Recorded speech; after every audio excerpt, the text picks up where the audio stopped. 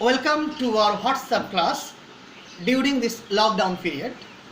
I think all of you are staying at home and you are in safe condition. Today I am going to discuss a fantastic poem of class 10. The name of the poem is Sea Fever, which is written by John Masefield. তাহলে কি বুঝতে পারলে যে আজকে আমরা জন মেসফিল্ডের একটি কবিতা C fever, যেটা তোমাদের দশম শ্রেণীর পাঠ্য, এটা নিয়ে আলোচনা করি। তো এই কবিতাটি আলোচনা করার আগে আমাদেরকে জানতে হবে কবি সম্পর্কে একটা সংক্ষিপ্ত ধারণা, a short description about the poem. John Masefield, the full name is John Edward Masefield. He is a well-known English poet and writer. He was born in Hertfordshire on 1st June 1878. He lost his parents in his early childhood. He was educated at King's School in Warwick and also on ship HMS Conway, which trains boys for merchant navy. At the age of 13, he ran away to the sea as an apprentice on a merchant ship and made the voyage around Cape Horn. মানে বুঝতে পারলে যে জন মেসফিল্ড 1878 খ্রিস্টাব্দে 1 June হার্টফোর্ডশায়ারে জন্মগ্রহণ করেন। তিনি শৈশবেই তার পিতামাতাকে হারান এবং তার শিক্ষা হয় কোথায়? ওয়ারউইকের কিংস স্কুলে এবং HMS কনওয়ে জাহাজে। এই জাহাজে কি শিক্ষা দেওয়া হতো? মার্চেন্ট নেভিতে যাওয়ার জন্য বয়েজদেরকে বা বালকদেরকে শিক্ষা দেওয়া হতো। তো সেইখানে শিক্ষা চলাকালীন মাত্র 13 বছর বয়সে সে পালিয়ে যায়। কোথায়? একটা জাহাজে, অ্যাজ অ্যাপ্রেন্টিস হিসেবে একটা মার্চেন্ট শিপে, এবং হর্ন অন্তরীপে তিনি যান। He spent several years abroad this ship, listening to the stories about Ceylon. তিনি অনেক বছর, অর্থাৎ বহু বছর এই জাহাজে কাটিয়েছিলেন। সেখানে তিনি জাহাজের অর্থাৎ সমুদ্র যাত্রার বিভিন্ন গল্প কাহিনী তিনি শুনেছিলেন। He was also a poet laureate of the United Kingdom from the year of 1930 until his death. তিনি ইউনাইটেড কিংডমের পোয়েট লরিয়েট অর্থাৎ রাজসভার কবি ছিলেন 1930 খ্রিস্টাব্দ থেকে আমৃত্যু পর্যন্ত। He is also famous for his children's novels the Midnight Folk and the Box of Delights, অর্থাৎ ছোটদের উপন্যাস নভেলস দ্য মিডনাইট ফক এবং দ্য বক্স অফ ডিলাইটস এর জন্যই তিনি বিখ্যাত ছিলেন। তো এইটা হচ্ছে কবি সম্পর্কে সংক্ষিপ্ত ধারণা। এবার আমরা কবিতার ভিতরে আস্তে আস্তে ঢুকবো। দেখো, কবিতাটি হচ্ছে sea fever. Actually sea fever is an autobiographical poem, একটা আত্মজীবনীমূলক কবিতা, অটোবায়োগ্রাফিক্যাল পোয়েম, এবং এটা একটা লিরিক, এটা একটা গীতি কবিতা। It was published in 1902 in his first collected works Salt Water Ballads, অর্থাৎ তার প্রথম যে সম্পাদিত সংকলন বলবো আমরা, তার নাম হচ্ছে সল্ট ওয়াটার ব্যালাডস। সেই কবিতাতেই, সেই গ্রন্থতেই এটি প্রথম প্রকাশিত হয় 1902 খ্রিস্টাব্দে। The theme of the poem is obviously wonder thrust. এই কবিতার বিষয়বস্তু কিন্তু অবশ্যই ওয়ান্ডার থ্রাস্ট, মানে ভ্রমণ পিপাসা। The poet hears the call of the sea, an irresistible invitation of adventure, exploration and independent living. নিশ্চয়ই বুঝতে পারছো, কবি সমুদ্রের ডাক শুনতে পেয়েছেন। যে ডাকটা কেমন? অ্যান ইররেসিস্টেবল, অপ্রতিরোধ্য ইনভাইটেশন, আহ্বান। কার প্রতি? অ্যাডভেঞ্চারের প্রতি। কার প্রতি? এক্সপ্লোরেশনের প্রতি, এবং ইন্ডিপেন্ডেন্ট লিভিং, স্বাধীনভাবে জীবনযাপনের প্রতি। অর্থাৎ সমুদ্র যাত্রা এই কবিতার মূল বিষয়বস্তু। এখন এই কবিতার মূল বিষয়বস্তু যদিও সমুদ্র যাত্রা, তবু কিন্তু the poem also bears a covered allegorical significance. এই কবিতার কিন্তু একটা রূপক তাৎপর্য রয়েছে, অ্যালিগরিক্যাল সিগনিফিক্যান্স রয়েছে, অর্থাৎ এটাকে আমরা মেটাফরও বলতে পারি, রূপক কবিতাও বলতে পারি। কীরকম? কারণ এই কবিতার যে আন্ডারলাইন মিনিং অর্থাৎ অন্তর্নিহিত অর্থ সেটা কিন্তু এই কবিতার মধ্যে প্রকাশ পেয়েছে বলেই কিন্তু এটাকে মেটাফোর বা অ্যালিগরিক্যাল সিগনিফিক্যান্স যুক্ত কবিতা বলা যেতে পারে। আমরা হিউম্যান লাইফটাকে ধরে নিতে পারি লাইক এ সি ভয়েস, অর্থাৎ আমাদের মানব জীবনটাই কিন্তু সি ভয়েসের সঙ্গে তুলনীয়। The journey of our life starts from our birth and ends with death. অর্থাৎ আমরা মানুষ, আমরা যবে থেকে পৃথিবীতে জন্মগ্রহণ করেছি তবে থেকেই কিন্তু আমাদের এই যাত্রা শুরু, এবং এই যাত্রা শেষ হয় কোথায়? মৃত্যুতে। And we have to undertake this journey in all circumstance. এবং আমাদের যে কোনো পরিস্থিতিতেই কিন্তু এই জার্নি করতেই হয়, B it fair R foul, সেটা ভালোই হোক আর মন্দই হোক। অর্থাৎ জীবনের টানাপোড়েনে আমাদেরকে চলতেই হবে। জীবনে যেমন ভালো দিকও আসবে ঠিক তেমনি মন্দ দিকও আসবে, তাই বলে আমরা আমাদের জার্নিকে থামাতে পারি না। আমি আগেই বললাম যে আমাদের হিউম্যান লাইফটা like sea voyage, this is the allegorical significance, এবং আমাদের জার্নিটাকে কন্টিনিউ করতে হয় ইন অল সার্কামস্ট্যান্স, যে কোনো পরিস্থিতিতে, be it fair or foul, এটা ভালো হোক আর মন্দ হোক। We can not escape our duties and obligation. আমরা কিন্তু আমাদের যে ডিউটিস বা অব্লিগেশন, আমাদের যে দায়িত্ব বা বাধ্যবাধকতা, সেখান থেকে আমরা কিন্তু পালাতে পারি না। We must perform them till our lifelong journey comes to an end and death brings the final rest. আমাদের এই যে যাত্রা, এই যাত্রাটা কিন্তু আমাদের সারা জীবন ধরে লাইফ লং, এবং এটা কাম টু এন্ড, শেষ হয় কোথায়? At the death. আর এই ডেতে এসে আমরা কি পাই? ফাইনাল রেস্টটা পাই। তাহলে বুঝতে পারলে যে আপাত দৃষ্টিতে এই কবিতাটির মূল বিষয়বস্তু সমুদ্র যাত্রা হলেও, সমুদ্রের প্রতি দুর্নিবার আকাঙ্ক্ষা হলেও, strong fascination of for sea life হলেও, এই কবিতাটি কিন্তু একটা অ্যালিগরিক্যাল সিগনিফিক্যান্স রয়েছে। সেটা অবশ্যই আমাদের হিউম্যান লাইফটা লাইক এ সি ভয়েস, এবং এই সি ভয়েস সমুদ্র যাত্রার মতো আমাদের জীবনটাও অতিবাহিত হচ্ছে, এবং এই যাত্রা যেটা আমাদের জন্মের মধ্যে দিয়ে শুরু হচ্ছে সেটা এন্ড হচ্ছে at the time of death, মৃত্যুর মধ্যে দিয়ে। এবার এসো আমরা কবিতার টাইটেলটাই দেখি। কবিতাটার টাইটেল কি? Sea fever. The poet has coined word sea fever by putting two words sea and fever together. অর্থাৎ কবি সি ফিভার এই শব্দটা চয়ন করেছেন দুটো শব্দকে নিয়ে যোগ করে। একটা হচ্ছে সি সমুদ্র, আর হচ্ছে ফিভার। সি মিন্স, সি মানে কি? Sea means the salt water that covers large part of surface of the earth, অর্থাৎ সেই লবণাক্ত অংশ আমাদের যেটা পৃথিবীতে রয়েছে, অর্থাৎ সমুদ্র।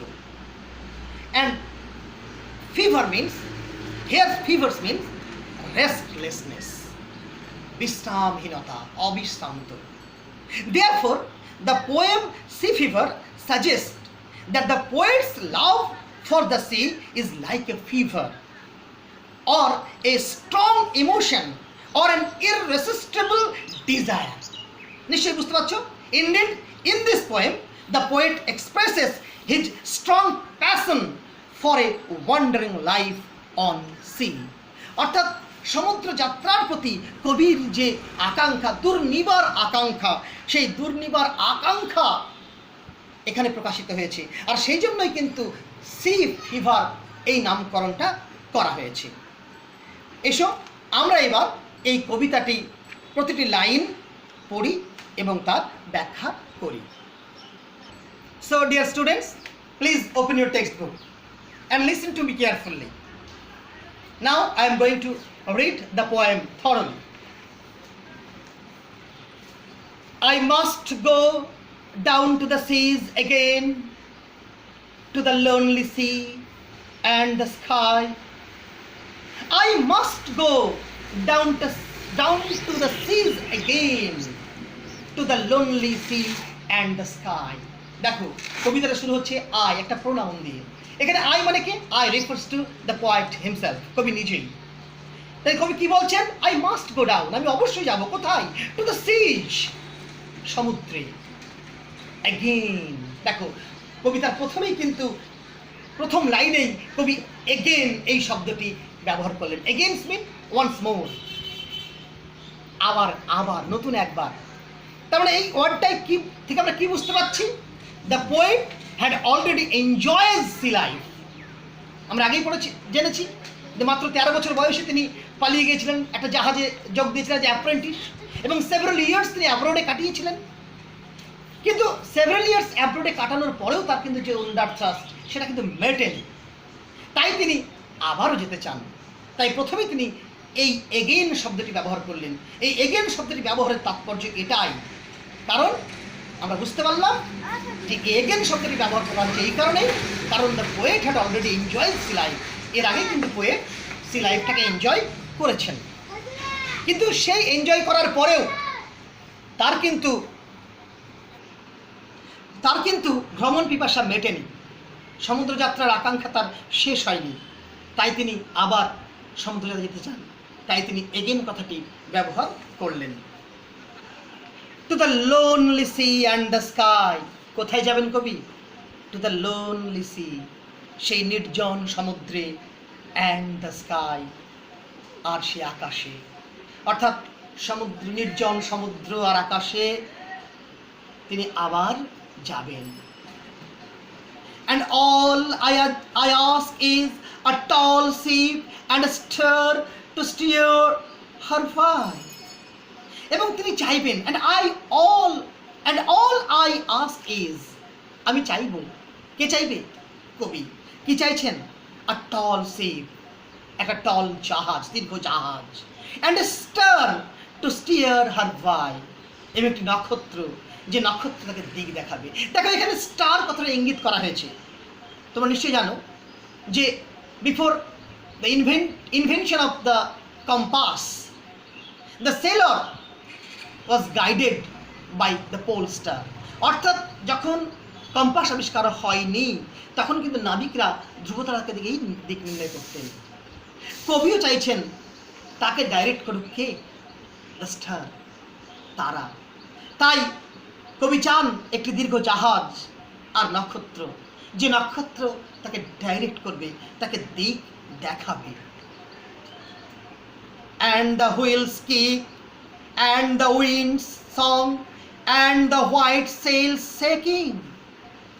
কবি আর কি চাইছেন? কবি চাইছেন হুইলস কিক, চাকার ঝাঁকুনি, kick off the wheel, and the wind song, song of the winds, বাতাসের গান, and the white sails shaking, সাদা পালের কম্পন। এগুলো কবি দেখতে চাইছেন, অনুভব করতে চাইছেন। and a grey mist on the sea's face, আর কি চাইছেন? সমুদ্র বক্ষে গ্রে মিস্ট, ধূসর কুয়াশা। আর কি চাইছেন? and a grey dawn breaking, তার মাঝে ডন ব্রেকিং, উষার আগমন। ডন, দেখো ডন শব্দটির মানে হচ্ছে the first dim light of the morning. তাহলে আমি আবার কবিতার লাইনগুলো পড়ছি, একটু মনোযোগ দিয়ে শুনবে। I must go down to the seas again, to the lonely sea and the sky, and all I ask is a tall ship and a star to steer her by, and the wheels kick and the winds and the song white sails shaking, and a grey mist on the sea's face, and a grey dawn breaking. তোমরা এটাকে আমরা যদি gist করি তাহলে কি দাঁড়াচ্ছে? The poet is much fascinated by a lonely sea. কবি কিন্তু নির্জন সমুদ্র অ্যান্ড দ্য স্কাই, আকাশের টানে মুগ্ধ, fascinated. He only wants to be ship and star to direct her movement. তিনি চান তার গতিকে নিয়ন্ত্রণ করুক একটা দীর্ঘ জাহাজ, লম্বা জাহাজ এবং ধ্রুবতারা। He likes to enjoys many charms, সে অনেক ধরনের চার্মস এনজয় করতে চান। সাচ অ্যাজ, সেগুলো কি? The wheels kick, the wind song, চাকার ঘর্ষণ ঝাঁকুনি, বাতাসের গান, সেল শেকিং, পালের কম্পন, আর কি? A grey mist on the sea's face, সমুদ্রবক্ষে ধূসর কুয়াশা, আর কি, and a grey dawn breaking, আর সেই ধূসর কুয়াশার মাঝে the first dim light of the morning, তার মানে ডন ব্রেকিং, এগুলো কবি এনজয় করতে চাইছেন। তাহলে প্রথম যে স্ট্যান্ডাটা আমরা পড়লাম, স্তবকটা পড়লাম, নিশ্চয়ই আমরা বুঝতে পারলাম যে কবি অবশ্যই সমুদ্রে যাবেন, নির্জন সমুদ্র আর আকাশে। কবি যা কিছু চাইবেন তা হলো একটি দীর্ঘ জাহাজ, একটি নক্ষত্র যা থেকে দিক দেখাবে। কবি চান চাকার ঝাঁকুনি, বাতাসের গান, সাদা পালের কম্পন এবং সমুদ্র বক্ষে ধূসর কুয়াশা, আর ধূসর কুয়াশার মাঝে উষার আগমন। বুঝতে পারলাম? এবার এসো আমরা পরের স্তবক পড়ি। I must go down to the seas again, for the call of the running tide is a wild call and a clear call that may not be denied. খুব সুন্দর করে কবি তার সমুদ্র যাত্রার কারণটা এখানে ব্যাখ্যা করলেন। কেন কবি বারে বারে সমুদ্র যাত্রা যাচ্ছেন? এখানে সেকেন্ড স্ট্যান্ডার প্রথম লাইনে কিন্তু কবি আবার এগেন কথাটা ব্যবহার করলেন। তার কারণ নিশ্চয়ই বুঝতে পারছ যে কবি একবার ভ্রমণ তৃষ্ণাতে সন্তুষ্ট নন, তিনি বারবার রেগুলারলি রিপিটেডলি তিনি সি ভয়েজে যেতে চান। কিসের জন্য? কোনো একটা কারণ থাকবে যে কেন, কি এমন জিনিস তাকে হাত ছাড়ে দিচ্ছে যেটাকে তিনি রিফিউজ করতে পারছেন না, যেটাকে তিনি ডিনাই করতে পারছেন না। সেটা কি? For the call of the running tide, অবিশ্রান্ত জোয়ার ভাটার ডাক। দ্য কল, কার কল? তাহলে প্রশ্ন করতে পারে যে কবি কার কলে বাড়ি থাকতে পারেন না? দ্য রানিং টাইড, জোয়ার ভাটার টানে। এই কলটা কেমন? ইজ আ ওয়াইল্ড কল, একটা উন্মত্ত কল। যে উন্মত্ত কলটাই কবিকে ফ্র্যান্টিক করে দিয়েছে, পাগল করে দিয়েছে, উন্মত্ত করে দিয়েছে, কবিকে স্থির থাকতে দেয়নি। সেই ওয়াইল্ড কলে, যে ওয়াইল্ড কলটা কবির কাছে ক্লিয়ার কল, একটা পরিষ্কার কল, পরিষ্কার ডাক, যে ডাকটাকে, যে আহ্বানটাকে কবি কি করতে পারছেন না? ডিনাইড করতে পারছেন না। তাই বলছে for the call of the running tide, অবিশ্রান্ত জোয়ার ভাটার ডাক। যে ডাকটা কেমন? ওয়াইল্ড কল, উন্মত্ত কল। যে ডাকটা কেমন? ক্লিয়ার কল, একটা পরিষ্কার আহ্বান, যে আহ্বানটা কবি ডিনাই করতে পারছে না। কারণ আমরা জানি মানুষ সুদূরের পিয়াসী, অজানাকে জানবার, অজানাকে চেনবার আর অদেখাকে দেখার দুর্নিবার আকর্ষণ কিন্তু মানুষের মধ্যে রয়েছে। তাই সমুদ্রের এই ডাককে কবি অগ্রাহ্য করতে পারেন না, ডিনাই, রিফিউজ করতে পারেন না। তাই তিনি বারবার বারবার সি ভয়েজে যেতে চান। And all I ask is a windy day with the white clouds fly. কবি আর কি চাইছেন? অ্যান্ড অল আই আস্ক, আমি চাই, is a windy day with a white clouds fly. একটি ঝোড়ো দিন, উইন্ডি ডে, স্টর্মি ডে, ঝোড়ো দিন। যে ঝোড়ো দিনে হোয়াইট ক্লাউডস, সাদা সাদা মেঘগুলো কী করবে? ফ্লাইং, উড়ে বেড়াবে। সেই ঝোড়ো দিনে উড়ন্ত মেঘ, সেই উড়ন্ত মেঘ কবি দেখতে চান।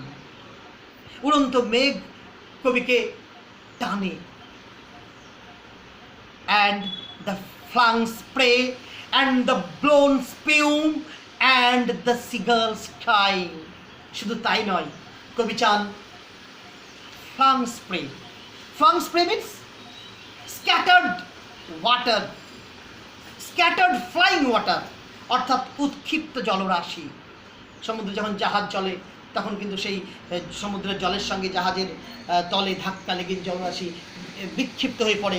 সেই বিক্ষিপ্ত জলরাশি কবি দেখতে চান। আর কি দেখতে চান? দ্য ব্লোন স্পিউম, বিক্ষিপ্ত ফেনা কবি দেখতে চান। আর কবি কি শুনতে চান? অ্যান্ড দ্য সিগালস ক্রাই, শঙ্খচিলের চিৎকার। সিগালস অর্থাৎ শঙ্খচিলের দল, তাদের চিৎকার কবি শুনতে চান। তাহলে সেকেন্ড স্তবকেও কিন্তু কবি বললেন কেন তিনি বারবার সমুদ্র যাত্রায় যেতে চাইছেন। কবিকে ডাকছে, কে ডাকছে? The running tide. যে রানিং টাইডের ডাকটা কবিকে উন্মত্ত করে দিচ্ছে, যে ক্লিয়ার আহ্বান কবি ডিনাই করতে পারছেন না। এবং সেই আহ্বানে সাড়া দিয়ে কবি যেতে চাইছেন সেই ভয়েসে, যেখানে কবি চাইছেন একটি উইন্ডি ডে, একটি ঝোড়ো দিন। সেই ঝোড়ো দিন যাতে কি থাকবে কিনা, ফ্লাইং ক্লাউডস, আকাশে উড়মান মেঘ, উড়ন্ত মেঘ, উড়ে চলা মেঘমালা, অ্যান্ড দ্য ফ্লাং স্প্রে, উৎক্ষিপ্ত জলরাশি, ফ্লাং স্প্রে। আর কি চাইছেন, অ্যান্ড দ্য ব্লোন স্পিউম, বিক্ষিপ্ত ফেনা, সমুদ্রের ফেনা, অ্যান্ড দ্য সিগালস ক্রাইং, আর চিৎকাররত শঙ্খচিলের দল। অর্থাৎ প্রকৃতির এই আহ্বান, প্রকৃতির এই হাতছানি কবি কিছুতেই রিফিউজ করতে পারছেন না, তাই কবি বারবার সেই ভয়েসে যেতে চাইছেন। বুঝতে পারছো, খুব পরিষ্কার পরিচ্ছন্নভাবে ক্লিয়ারলি কবিতার এই সমুদ্রযাত্রার কারণ কিন্তু ব্যক্ত করছেন, কেন তিনি বারে বারে সমুদ্রযাত্রা যেতে চাইছেন। এবারে আমরা কবিতার যে তৃতীয় স্তবক সেটা পড়ব। I must go down to the seize again. দেখো 3 নম্বর স্তবকের প্রথম লাইনেও কিন্তু সেই একই কথার রিপিট হচ্ছে। এই যে বারে বারে রিপিটটা কেন হচ্ছে, এই বারবার একই কথা রিপিট করার মানে হচ্ছে ফর সেকেন্ড এমফ্যাসিস, একটা জোর দেওয়ার জন্য, মানে আমি যাবই, আমাকে কেউ আটকাতে পারবে না। কারণ তোমরা জানো মাত্র 13 বছর বয়সে যে জাহাজে পাড়ি দিয়েছিল এবং সেভারাল ইয়ার্স সে বাইরে আপডোডে থেকেছে, এবং বাইরে থেকে থেকে সে যেন আর ভিতরে ঘরে আবদ্ধ থাকতে চাইছেন না। সেই বারে বারে তিনি সমুদ্র যাত্রাতেই যেতে চাইছেন। আর এই লাইনটি 3টি স্তবকের প্রথমেই ইউজ করলেন ফর দ্য সেকেন্ড এমফ্যাসিস, একটা জোরের মানে জোরের সহিত বলার জন্য। I must go down to the seas again, আমি আবার সমুদ্রে যাবই। এটা যে ডিটারমিনেশন, আইরন ডিটারমিনেশন বললেও ভুল হবে না, দৃঢ় সংকল্প যে আমাকে কেউ আটকাতে পারবে না। আই উইল গো, আমি যাবই কোথায়, টু দ্য সি। তাই হচ্ছে I must go, that means I will go to the seas again, আমি আবার যাব। এই অ্যাগেইন কেন ব্যবহার করেছি পূর্বে বলেছি, কারণ he had already spent several years in sea voyage life, to the vagrant gypsy life. দেখো এখানেই কবি কিন্তু এতক্ষণ এসে বললেন কেন তিনি বারে যাচ্ছেন। এতক্ষণ তো প্রকৃতির বিভিন্ন আহ্বান তিনি পেয়েছেন, এবং সেই প্রকৃতির আহ্বানে কবি কিন্তু ঘরে থাকতে পারছেন না। তিনি জিপসি লাইফটাকে বরণ করতে চাইছেন, যাযাবরের লাইফটাকে বরণ করতে চাইছেন। তিনি ভ্যাগ্রান্ট ভবঘুরের মতন যেতে চাইছেন, কারণ পার্থিব জগতে কবি ঘর কোনো থাকতে চাইছেন না। তাই তিনি কি চাইছেন, তিনি চাইছেন wandering life of a vagabond, একটা ভবঘুরের জীবন তিনি চাইছেন। সেই wandering life of a vagabond, সেই wandering life of a vagabond, একটা ভবঘুরের জীবনের জন্য তিনি কিন্তু আবার সমুদ্র যাত্রা যেতে চাইছেন। এই কথাগুলো মনে রাখবে, vagrant and gypsy life, to the gull's way and the way whale's way, where the winds like a whited knife. তিনি কোথায় যাবেন, তিনি ঘুরে বেড়াবেন। কবি কিন্তু থাকবেন না, ঘুরে বেড়াবেন। কেমনভাবে ঘুরে বেড়াবেন, টু দ্য গার্লস ওয়ে, শাঁখচিলের দল, শঙ্খচিলের দল যেভাবে ঘুরে বেড়ায়, কবি তাদের মতন হতে চাইছেন, তাদের মতন ঘুরতে চাইছেন। দ্য হোয়েলস ওয়ে, তিমির মতন তিনি ঘুরে বেড়াতে চাইছেন। হোয়েলস, তিমি, তুমি জানো,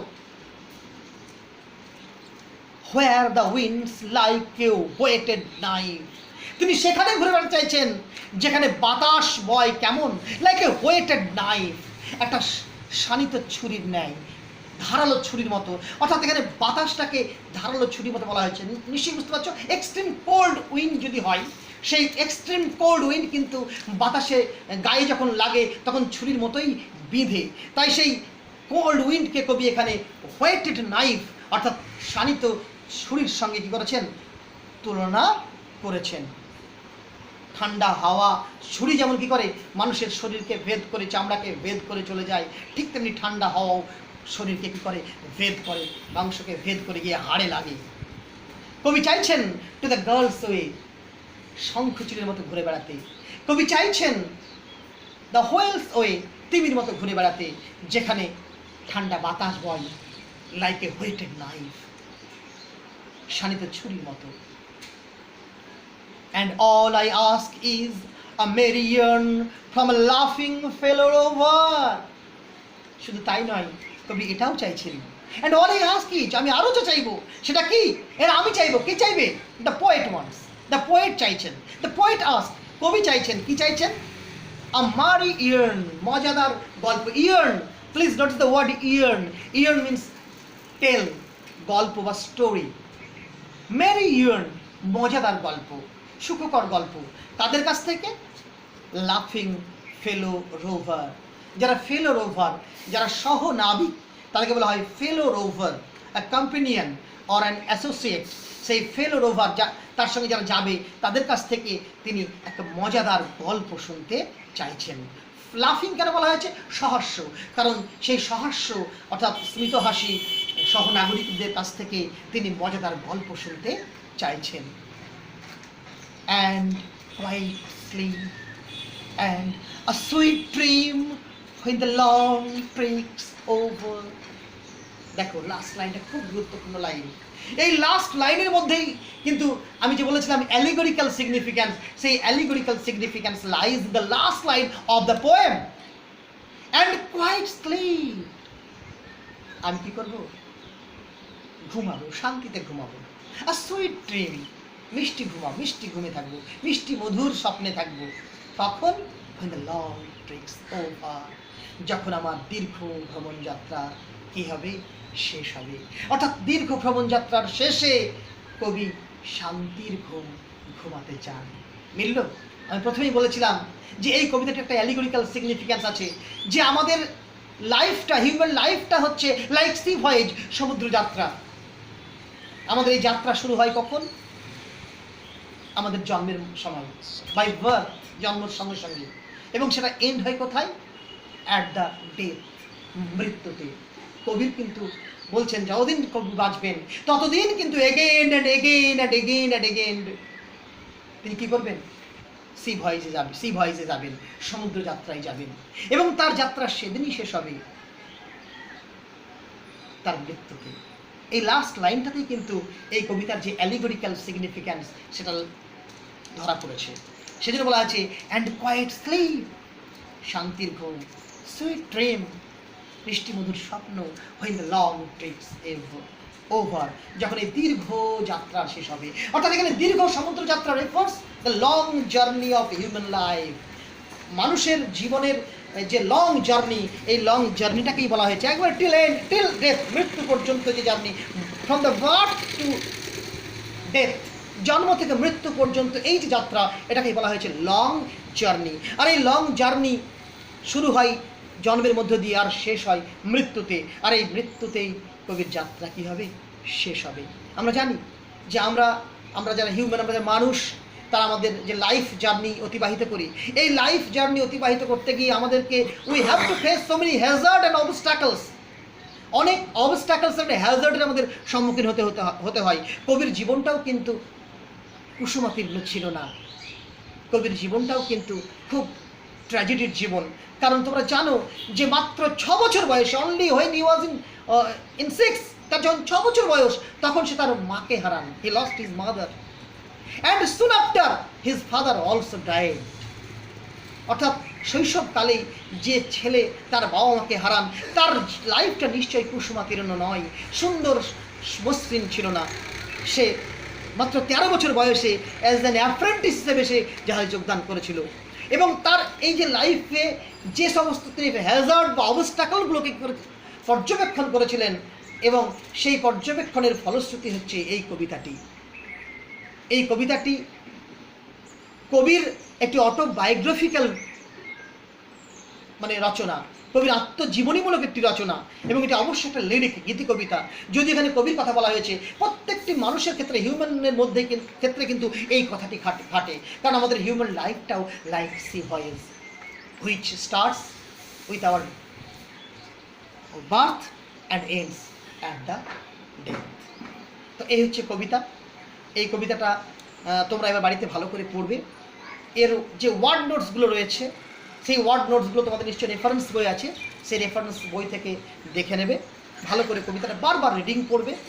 আমি এই কবিতা সংক্রান্ত একটা PDF তোমাদেরকে খুব শীঘ্রই দিয়ে দেবো, এবং এখান থেকে যে ধরনের প্রশ্ন আসার কথা সেই প্রশ্নগুলো আমরা আলোচনা করব। আপাতত তোমরা এই কবিতাটা ভালো করে পড়ো, এরপরে আমি তোমাদের সামনে আবার আসবো। Till then, goodbye, stay home, stay safe.